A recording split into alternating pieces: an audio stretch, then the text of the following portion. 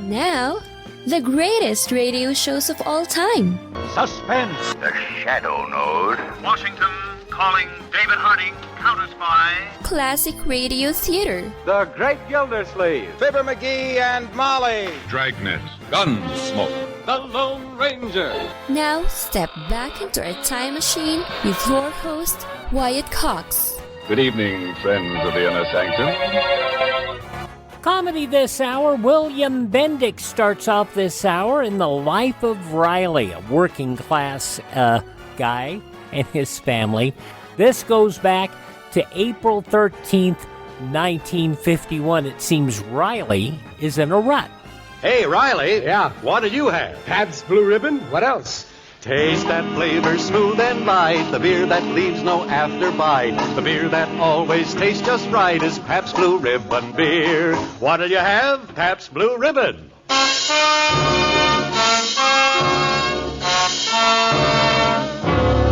Internationally famous Pabst Blue Ribbon, finest beer served anywhere, proudly presents The Life of Riley, starring William Bendix as Riley.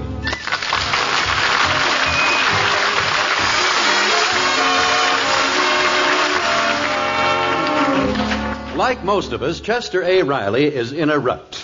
But unlike most of us, he doesn't know it. And he'd probably have been content to remain in his not-too-comfortable little rut if something hadn't occurred a few weeks ago that jarred him out of it and almost changed the whole course of our hero's humdrum life. It all began innocently enough. Riley had just come home from work. Oh, is that you, dear? Well, sure, it's me. It's always me. Who was you expecting? Your lover? What's the joke? Well, don't you get it? I said, who was you expecting? Your lover? But you ain't got a lover, of course. Well, what are you laughing at?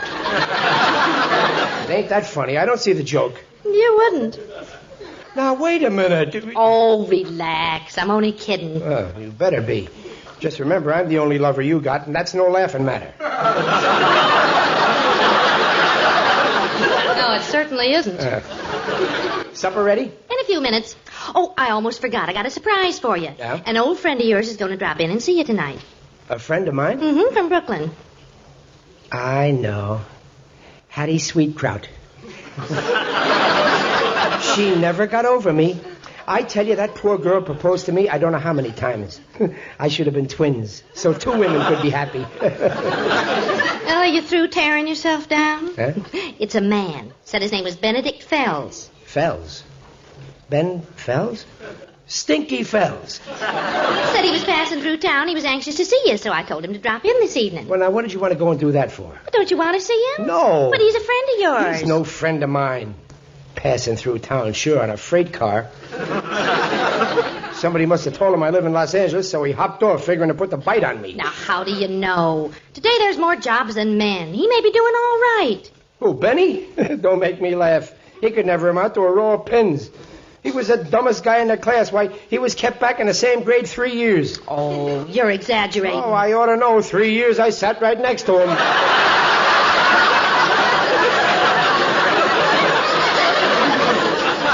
Hasn't got a nickel to his name. You have to go and invite him here. Well, how should I have known? All right. It's done. No sense arguing about it. It'll cost me a couple of bucks. I'll give him a fast brush. I can't stand a moocher. Peg, you better let me have $2 so as I can get it. All right. But he's not here yet, so sit down and eat. All right. Where's the kids? Well, they ate earlier. Oh, I'm starved. Sit down and start, dear. Start? Well, where's the appetizer? What's the matter? Mr. Libby ain't squeezing tomato juice anymore? You had that for breakfast. Here you are. Now, look out. The plate's hot. Oh, yeah. Frankfurters and beans. That's some appetizer. That's your main dish. Well, why can't we have lamb chops? Frankfurters and beans. Is that a meal for a man? It's a meal for a man whose wife has to shop on as little as you give me. Oh, that's right. Throw it up to me. I don't make enough money. I'm not throwing it up to you, but you just don't seem to realize how the cost of food's gone up. Everything's inflated today. Well, it's a cinch I ain't going to be inflated. There's a couple of measly Frankfurters inside of me. Well, if you just give me more money Where to am I shop going to get it? The Bank of America has very thick walls. Well, I'm sorry, dear. I shouldn't nag you. I went into business for myself, didn't I? But you made me go back to my job. Oh, some business. Standing on a street corner selling yo-yos. Eat your supper. Hey, Pop, I think your friend's here. Oh, Benny? Hey, you see, I told you he's a chiseler. You told him to come this evening. He times it exactly for supper time. Am I glad we're not having lamb chops? Well, ask him in, Junior. He's just getting out of his Cadillac. Boy. Oh, now he's coming up the walk. Hold it. Did you say Cadillac? Yeah, and it's a beaut. If Stinky came here in a Cadillac, then he must have stole it. Stinky with a Cadillac. Can't be. It's impossible. Out of the question. Stinky? No, not Stinky. It's ridiculous. Stinky Fells? Chester Riley after all these years. Hello, Mr. Fells, sir.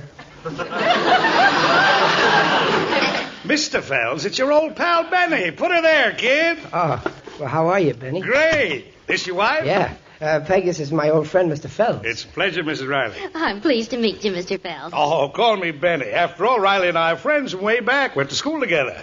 I'm in Los Angeles for a few days on business. I remembered you were living here, Riley. I made up my mind I wasn't going to leave till I looked you up. Well, that's swell, Benny. Well, what are you doing these days? I'm with the government. Government? Yes, I've been knocking around Washington for the last 20 years. Gee, I never figured you'd wind up in the government. I didn't either. When they kicked me out of school, I just bummed around. Wasn't getting anywhere. Yeah, well, what changed your luck? I got married. Oh, I got married, too. Then a couple of kids came along. Yeah, I got a couple of kids, too. Then I figured it's time to start making good. Oh.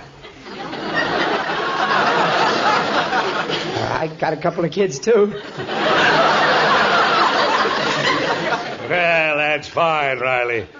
Well, I took a civil service exam. I'd never passed it if my wife hadn't coached me. Yeah. Luckily, I got through, got a job in Washington with the CCC. I stayed there a while, then went with the WPA, then to the RFC, the AAA. Then I was appointed head of the POB, and during the war I was with the OPA till I switched over to the OPS. And what have you been doing all these years, Riley? Me? I've been in the RUT.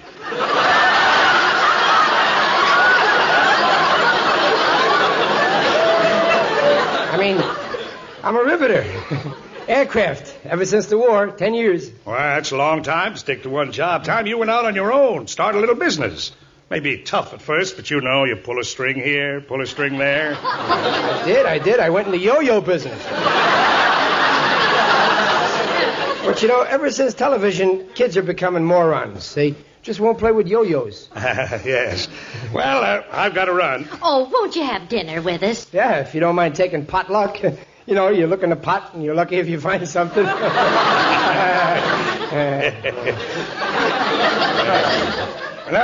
thank you, Riley, but I've got a date. The boys in the local office are throwing me a beefsteak dinner. Oh, beefsteak. Yeah. Well, it's certainly been great seeing you again, Riley. If you're ever in Washington, you look me up. Gee, Washington. And to think I used to call you Stinky. You've sure come a long way. Yes, I guess so. Now Harry calls me Stinky. Well, I've got to run. Mrs. Riley, it's been a pleasure meeting you. And Riley, old pal, it's been grand seeing you. Goodbye. Goodbye, Mr. Fells. I'll see you to your car, Ben. Boy, that's some car. Say, Riley, I can see you're having it a little tough. I'd like to help you out for old time's sake. Oh, no, Benny. Come on. Here, take this. No, Benny, after all, $1 ain't going to make much difference. 100? Go on, take it. Yeah, but Benny... So long, Riley. Good luck. So long, Stinky.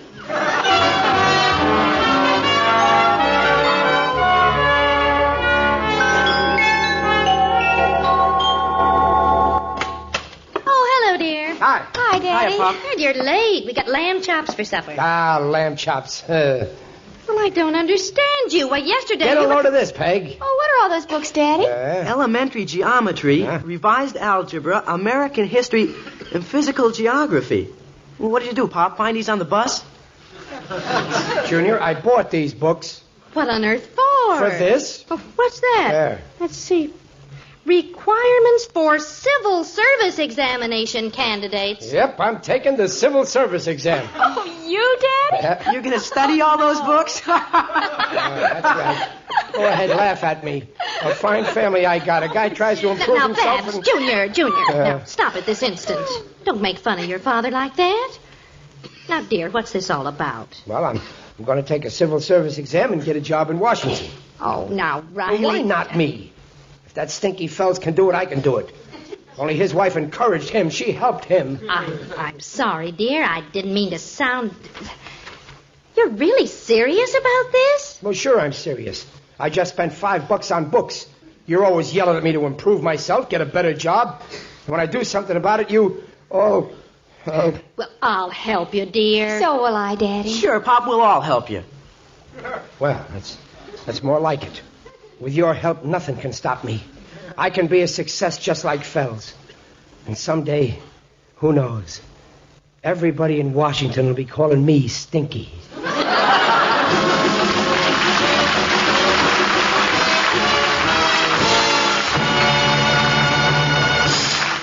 April 13th, 1951, The Life of Riley on Classic Radio Theater with Wyatt Cox. Thanks for tuning in to Classic Radio Theater with Wyatt Cox. William Bendix, The Life of Riley, April 13th, 1951.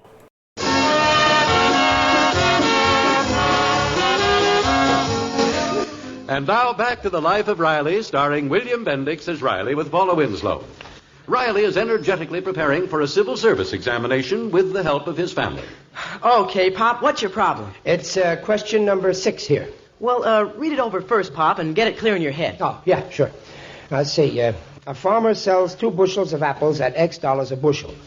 The next day, he sells 3 bushels of tomatoes for 1/3 the price of the apples. The day after, he sells 1.5 bushels of potatoes for 4/5 the price of the tomatoes.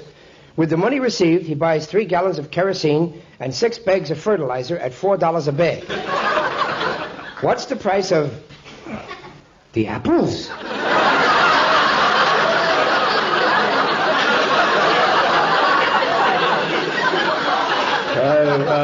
Let's try another question, Junior. Pop, it's easy. You just have to find X. X? Yeah, sure. Let's see. Farmer sells apples, and sells tomatoes, and potatoes, and got the fertilizer. Got the answer, Pop? I don't even get the question. Pop, it's as easy as pie. A baby could figure it out. Oh, and I can't, I suppose. I haven't got the brains of a baby, huh? Oh, sure you have, Pop. Well, that's better. What do you mean I got the brains of a baby? Papa, I didn't mean... You're supposed to help me, not insult me. I want to help you. Well, I don't want your help. Hey, what's the matter? Come here, honey. You help me with the algebra, huh? Oh, but I thought Junior Oh, was... he don't know nothing. Go on, beat it, Junior. Go ahead. Okay. Well, what's the problem, Daddy? This one here, Babs. Oh, I know that one. It's very easy. Don't you understand it? Yeah, well, I understand most of it, but I understand about the tomatoes and the potatoes and the kerosene, but I got stuck in the fertilizer. Well,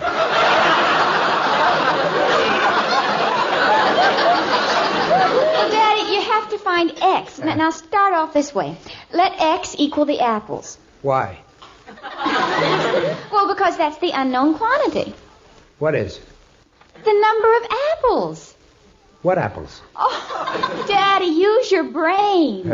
Again with the brain. I'm sick and tired of hearing these cracks about my brain. What's all the yelling about? A fine pair of kids we got. We sent them to school for an education. They don't know a thing. Babsy. Mother, I was just trying to help. I don't need your help. But, Daddy, I... All right. Never mind, Babsy. Run along. I'll help your father. Well, all right. Thanks, Peg. Well, now, what's the problem? This one, huh? Yeah. A farmer sells 2 bushels... No, never mind that one. I got that one pretty well licked. All I have to do is get the answer to that one. But, dear... Well, let's try the next one. All right. Yeah. Let's see now. A rancher has a herd of cattle consisting of 12 cows and 1 bull. The total weight of the herd is 11,740 pounds. He takes the herd to market where he sells 3 cows at 30 cents a pound and receives $412, 4 cows at 35 cents a pound and receives $560, and the remaining cows at 27 cents a pound and receives $1,312. He returns home with the bull, but on the way, the bull breaks a leg and he's forced to shoot the bull.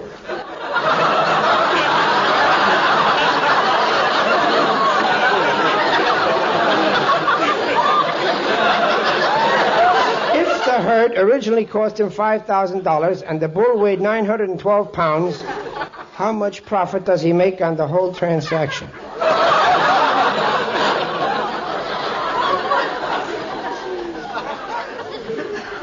I don't care if he don't make a nickel.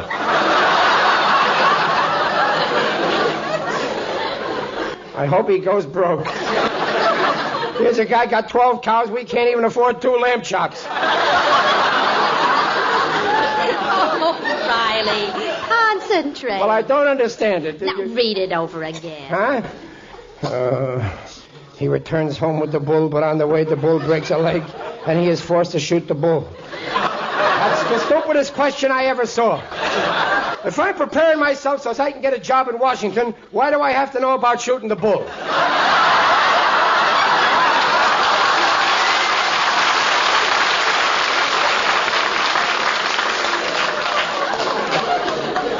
Well, it's pretty logical at that, isn't it? Oh, Riley, now be serious. Well, I am serious. I don't understand it. You're supposed to help me. I can't help you if you refuse to use your brain. Yeah, I get it with my brain.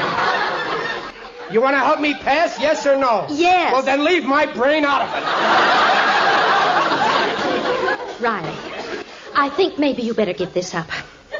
Give it up? Yes. After all the studying I done, staying up to 2, 3 o'clock in the morning, and now when I'm ready to take the examination tomorrow, you want me to give it up? But you're not ready for the exam. I am so ready. You're not. Now, you'll fail. You can take the exam next time. No, I'm taking it tomorrow. My head is made up. Oh, but Riley, dear, Some wife. Mrs. Stinky Fells didn't say to her husband the night before the exam, give it up. No, she encouraged him. That's why today she's got a husband who gives her a beautiful home, mink coats, cars, jewels. But you're stuck with me. And you deserve it.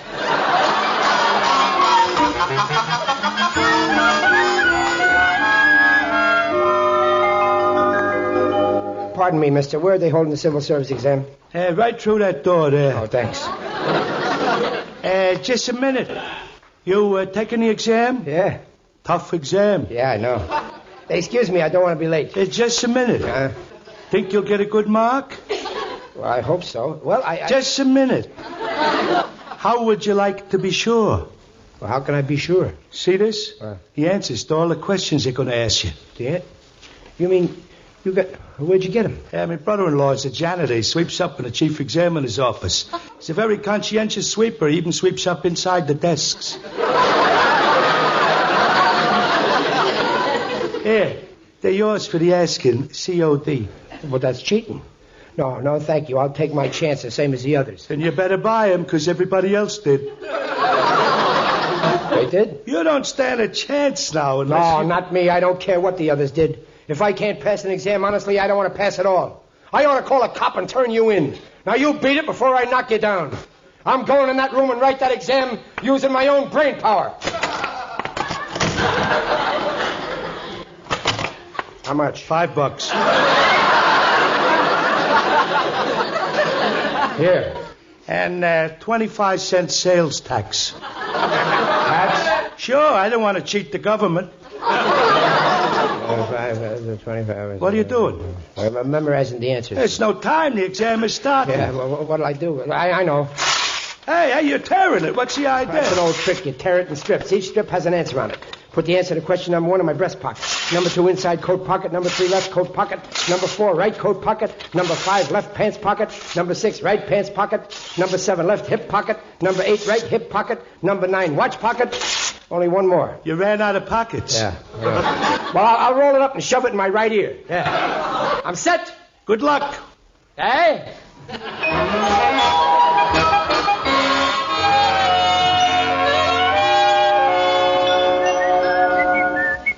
Oh, newspaper. Is this your paper on the bench, mister?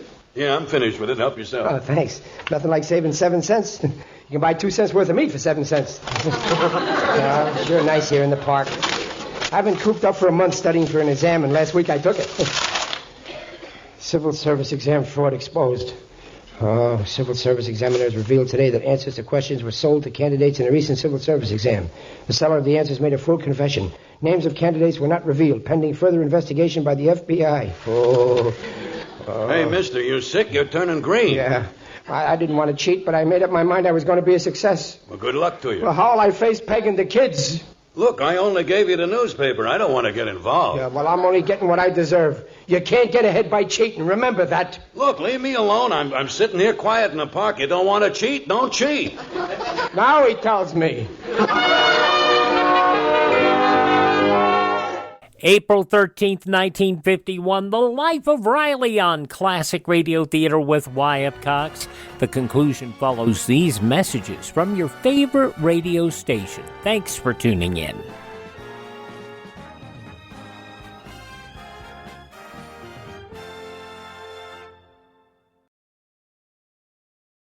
Just when you thought it couldn't get any better, Mike Lindell and MyPillow launching the MyPillow 2.0.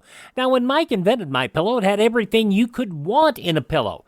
Now, nearly 20 years later, he's discovered a new technology that makes MyPillow even better. Of course, the patented adjustable fill of the original MyPillow, but now with brand new fabric with a temperature-regulating thread, it's the softest, smoothest, and coolest pillow you'll ever own. Say goodbye to tossing and turning and flipping your pillow over in the middle of the night. And more great news on the MyPillow 2.0 buy one, get one free offer with my promo code Wyatt.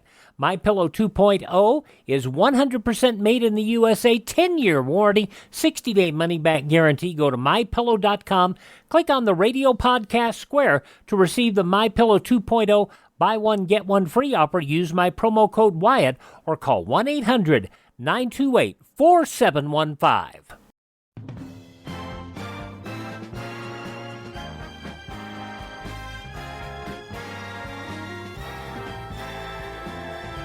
Now on Classic Radio Theater with Wyatt Cox, the conclusion of The Life of Riley, starring William Bendix, April 13th, 1951.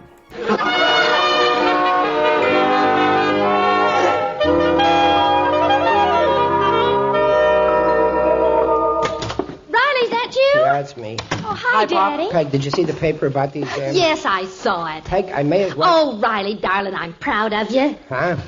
You're proud of me? You're okay, Pop. Oh, Daddy, we're all proud of you. I must be in the wrong house. You were the only one. I was? What was I? This letter came from the civil service. Here, read it. Dear Mr. Riley, we are pleased to inform you that you are cleared of any suspicion of cheating in the civil service examination which you took. Examination of your paper convinced us that you could not have possibly purchased the answers beforehand, since you had every answer wrong.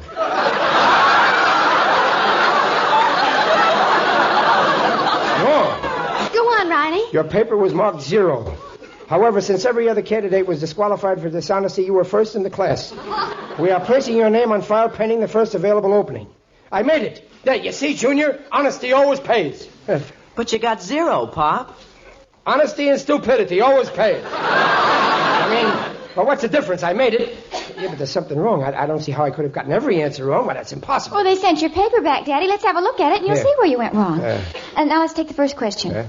Name the President of the United States who was known as the Great Emancipator. And you wrote Afghanistan. And the second question was, which country bounds India on the northwest? And you said Abraham Lincoln. I did?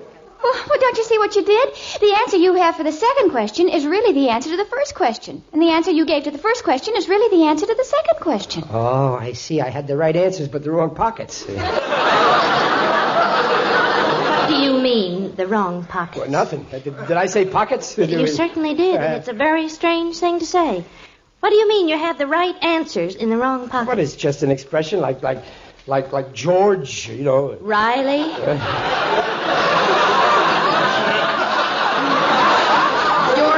Something. Me? Why, don't be silly. What have I got to hide? You don't believe me? Go ahead, search me. All right, I will. No, don't you, Just Peg. stand still a minute. Here. Oh, what's this? What are these pieces of paper? Let me see. Afghanistan, Abraham Lincoln, 47 apples. No, stop it. Angle I'm ticklish A there. equals angle B, long...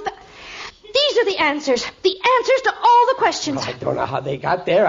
I must have put on somebody else's suit. Junior, is this your suit? Shut up, Riley. You cheated, just like all the others. No, I didn't. You paid $10. $5. All right, so I did it. So what? There are thousands of people who did what I did. The jails are full of them. I mean, anyway, I got the job, didn't I? You think so? You're not going to take any job on false pretenses. Sit down and write what I tell you. Now, Peg. Sit down. Yes, sir. Now, to the Civil Service Commission, Washington, D.C. Dear sirs, I regret that I will be unable to accept any position you may offer me in the civil service. Yours truly, Chester A. Riley. Yours truly, Chester A. Riley. Now, read that back to me. Dear sirs, I regret that I am unable to give the government the benefit of my services as I am taking a position in private industry. Yours truly, Chester Riley. P.S. What a revolting development this is.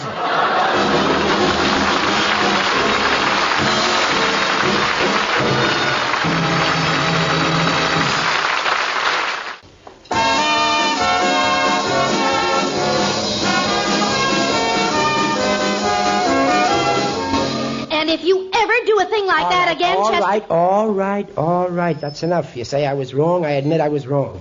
That's the end of it. I was wrong. But I still say I was right. What did I do that was so terrible? I was weak, that's all. I'm only human, so I was weak. If I had weak legs and a man offered me a crutch, wouldn't I take it? If I had weak eyes and a man offered me a pair of glasses, wouldn't I take them? So a man offered me some answers. I happen to have a weak head.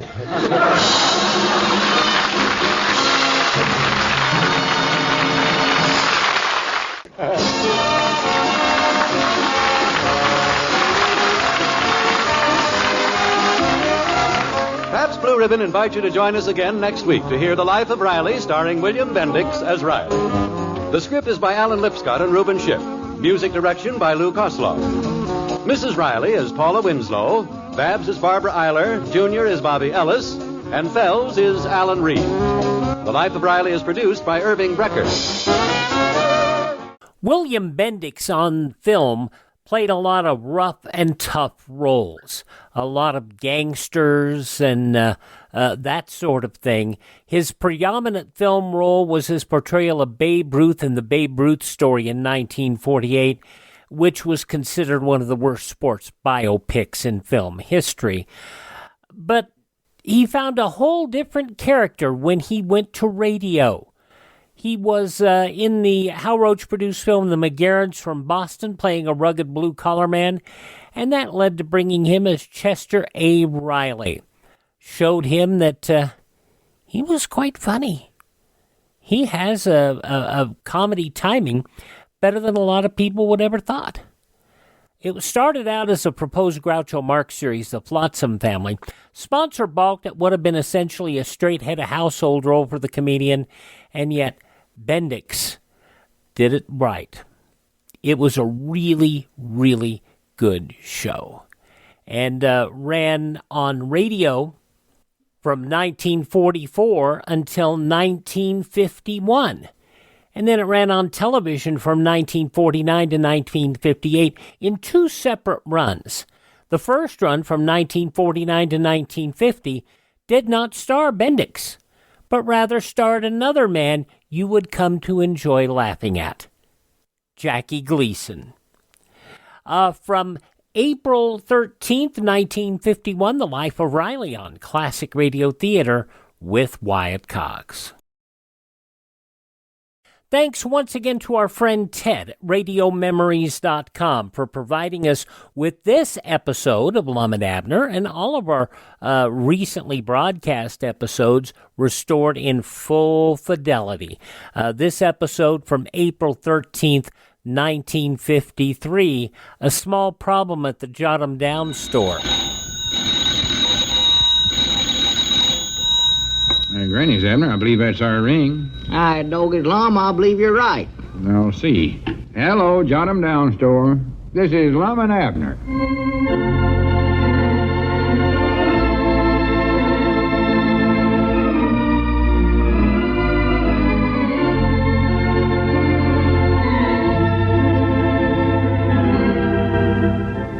And now let's see what's going on down in Pine Ridge. Howdy, folks. I'm Dick Huddleston. And it's my duty to tell you that things have got out of hand at the Jot 'em Down store again. In getting ready for their anniversary sale, Abner told Cedric to wash off all the labels on the canned goods. And that's just what he did. Washed the labels right off the cans. He and Abner over at the Jot 'em Down store now trying to undo this disaster. Hurry up, Cedric. Got to get this all dead before Lum gets here. Well, we just got about 3 more to go here. Oh, good. That's all, just 3 more. Good, hurry. Get this one done, it'll only be 3 more. Dogged, I'm sure glad you come along, Cedric. Hadn't it been for you, I'd have sure been out of luck. Old Lum told me if I didn't get us out of this mess in 24 hours, he was going to make me pay for all the canned goods in this whole place. Yes, Mom, you told me that. Is he going to be surprised? He never figured I could do it. He thought we never would find out what's in all them cans. I can't hardly wait till he walks in here and sees what we've did. Yes, Mom, his eyes will sure bug out. Oh, yeah. Boy. Yeah, he fall right down. He'll be so surprised. Well, this must be the last one right here. Is it, Cedric? Yes, Mom. They come out even, too, didn't they? Yeah. See there? Well, they look pretty good. Practical as good as they did before. I'll sure have to hand it to you, Cedric. I don't know what I would have did if you hadn't used your head. Yes, Mom, I've been using it lately. Makes it seem like I'm smarter than I am, somehow. Dogged, you are getting smarter, Cedric. Thank you. Yes, sir. Facts is, you're mighty nigh a genius. I think I'll just give you a jar of peanut butter to show you what I think of you. Free. Chunk style? Any style you want. Well, make it chunk style then. I'm still a chunk man. I don't care how big of a genius I get to be, I'll always be a chunk man. Well, it's a good thing to be, I reckon. I don't know much about it. Now, you take Gomer Bates now. He favors the plain style. Well. He's more of a smooth man. But me, chunk style every time. You give me a peanut butter sandwich without no chunks in it, and it just seems like I ain't living. But on the other hand... Hey, wait a minute. There comes Lum. Here, set this jar of paste out of sight here. Don't say nothing to him about the way we done this now. Just let him see it for himself. Yes, Mom. Well, howdy, Lum. Come on in. Nice day, ain't it? I don't know what's so nice about it. Here we are, stuck with a store full of practical, worthless merchandise. Hello, Cedric. Oh, howdy, Mr. Lum. About you, I laid awake half the night trying to figure this thing out. Well, what was you worrying about it for? Thought you told me to do it. You give me 24 hours, don't you recollect? Yeah, well, I was just so mad I never knowed what I was saying. I ought to knowed better than to think you could study up anything. Oh, I don't know. Simple little thing like that was. Wish it was simple. Personal, I don't see nothing to it. Just figuring out what's inside of a few cans. That ain't nothing, is it, Cedric? No, Leastways, not for a couple of brainy fellers, it ain't. Well, this ain't no laughing matter now. This is downright serious. Once last night, when I finally went to sleep, I dreamed that... Well, I'll be dad blamed. What's the matter? Look at the shelves. Yeah? I must still be dreaming. Look, the labels are all back on the cans. Abner pinched me. Am I awake? I'd love to. Oh, cut that out, you silly idiot. You told me to pinch you. Yeah, but you don't need to do it so hard. Grannies, am I seeing things or them labels actual on there? They're on. But that can't be. They can't, huh? Wait a minute. Do you know something about this? Why, natural. You told me to get us out of this mess, and when you tell Abner Peabody to do something, my dog is just as good as dead right then, kid. But how? Where did you... How could you do it? Why, weren't nothing to it. Me and Cedric done it together. I will have to give Cedric most of the credit. Well, I don't care who gets the credit. I just want to know how you done it. Well, it's just a simple thing. Just a matter of using your brains is all. See, when Cedric washed all the labels off the cans the other night, why, he never throwed them away. He saved them.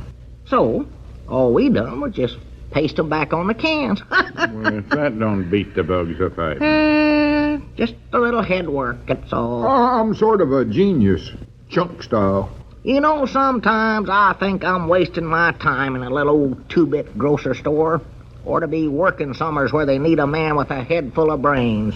Grannies, you fellas must have worked a long time on this. Well, yeah, we did, that's true. But what of it? As long as it saved the store, I don't care. You know, it's curious I never thought to ask Cedric what he done with them labels after he... Wait a minute. Wait just a minute here. How did you fellas know which cans to put what labels on? Why, we just taken the labels and... Oh, me. No. Let's no. see here. How did we know how to do that? You never know. That's what I'm trying to tell you. Well, we must have knowed some way or other, or we never would have did it. You recollect how we knowed, Cedric? No, Mom. Just geniuses, I reckon. I know. We started over in that corner there and worked over there. Listen, Abner, if you had a tomato label in your hand, but you never knowed which cans the tomatoes was in, how would you know which one to paste it on? Yeah, you're right. That is a mystery. Abner, can't you get it through your head that you've just made things worse than they was before? Every one of them cans is labeled wrong. Every one of them? Well, if they ain't, it's just a pure accident. Grannies, I've never saw such ignorance in one human. You could be arrested for hoarding it. Now, while you and your genius friend there get busy and take all them labels off of them cans again, I'll try to figure out what we can do with this mix-up. Well, now... Hurry up. Yes, sir. All right. Cedric, get going. Well, Mr. Hurry Abner. up there. Come on. Yes, Mom. Get out there in the feed room, start heating up a tub of water. Doggos, I've never saw such ignorance in one human in my life. You could be arrested for hoarding it, Cedric. All right now, Abner, don't take it out on him. You're just as much to blame for this as he is. Cedric, put down that jar of peanut butter. Well, you said you was going to give it to me free. Well, that's off now. Let me know when the water gets hot. Yes, Mom. I reckon I ought to go ahead and give him the peanut butter, as long as I promised it to him, though. What did you promise it to him for?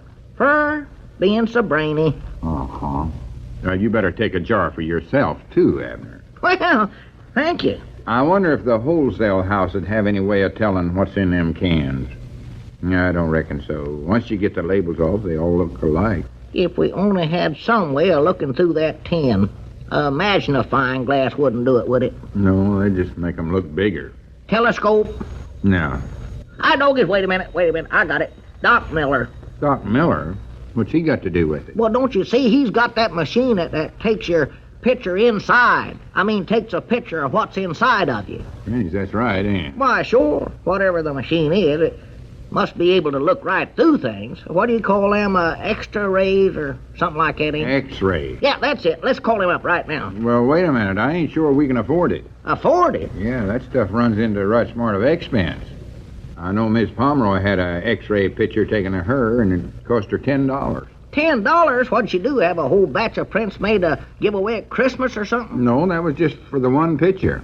And if you want my own opinion, it weren't a very good likeness of her, neither. Maybe Doc just don't know how to work it very good. No, that X-ray stuff is just natural expensive. And if we start figuring $10 a can just to find out what's inside of it, you can see right there we're bankrupt ourselves in no time at all. Most of them cans won't sell for over 30 or 40 cents. No. Well, maybe we could have a group picture taken along. They're all as nice. Yeah, but it'll still cost us too much. And here's another thing. Busy as Doc is nowadays, you'd have to call him in advance and get an appointment with him. Well, what of it? Well, that'd sound fine, wouldn't it? Call up a doctor's office and say you want to make an appointment for a can of hominy. How do you know it's a can of hominy? Well, I don't know. I'm just taking that for example. Yeah, but if you knowed it was a can of hominy, well, you wouldn't have to send it over there. See, Lum, the idea of this thing is... I know what the idea is. Just skip it. X-ray won't work. Yeah, let's see. Might get old Bess over here with his divining rod. What good will that do? We ain't looking for water. We don't want to dig no well. No, that's right. Might get a rabbit in here. A rabbit? Yes, sir. I bound you he could tell us what can the carrots is in. Abner, cut out talking silly and answer the phone. Lum, I'm just trying to help. That's all I'm trying to do. Doggies. Hello, jot 'em down, store. Abner Peabody doing the talking. No, we ain't figured out what to do about it yet, Charlie. Well, I'll be glad to deliver some cans of stuff to you, but we don't know what's in them. You don't, huh? Well, all right. Anything you say. Yeah, quick as I can, Charlie. All right. Goodbye. Crazy Charlie Redfield. Wants me to deliver half a dozen of those cans to him. Without knowing what's in them? That's why he wants them. See, he does his own cooking, you know, and he says he gets a dad blame tired of thinking up what he's going to eat every night. This way, why, every meal will be a surprise. Yes, that sounds like Charlie, all right. You know, that ain't a bad idea, surprising yourself. I know I get tired of Elizabeth fixing the same things all the time. I might just take an armful of them things home myself. Now, Granny, wait a minute. I believe I'm getting an idea. What is it? Listen, wouldn't you say that everybody loves a surprise? Why, sure, I guess so. You know how folks is always interested in a grab bag? Yeah. I've saw folks that wouldn't ordinarily spend a nickel put up money for a grab bag. They'll do it every time. It's the surprise part of it that gets them. Yeah, come to think of it, I believe you're right, Lum. Well, sir, that's what we're going to do. Put up money for something in a grab bag? No, silly. We're going to change our anniversary sale to a grab bag sale. A what? A grab bag sale. We'll put a flat rate of 25 cents on every can in the store. We'll let them take their pick. And if they can guess what's in it, they get it free. Well, good for us. Abner, ring the fire alarm. I'm going to get on that party line and make an announcement that'll pack this store so full of customers we'll have to build an annex.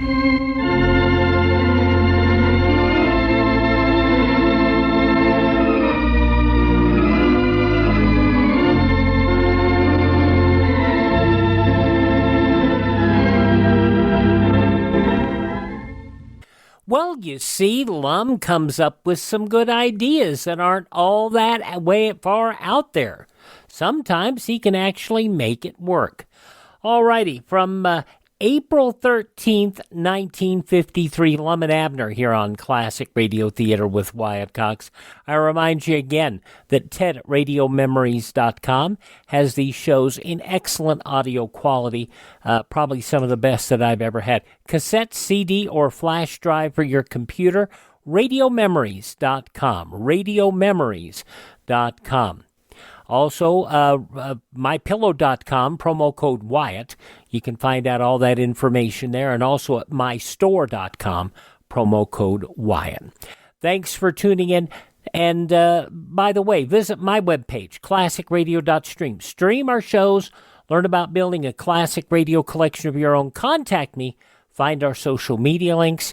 You can also buy me a coffee. The Buy Me a Coffee money helps us to acquire additional classic radio collections and helps us maintain our distribution channels. All of that at classicradio.stream. That is classicradio.stream. I also have lists of podcast sites that have our shows available. Thanks for tuning in. Tell all your friends the greatest radio shows of all time are right here at this spot on the dial. Classic Radio Theater with Wyatt Cox on your favorite radio station.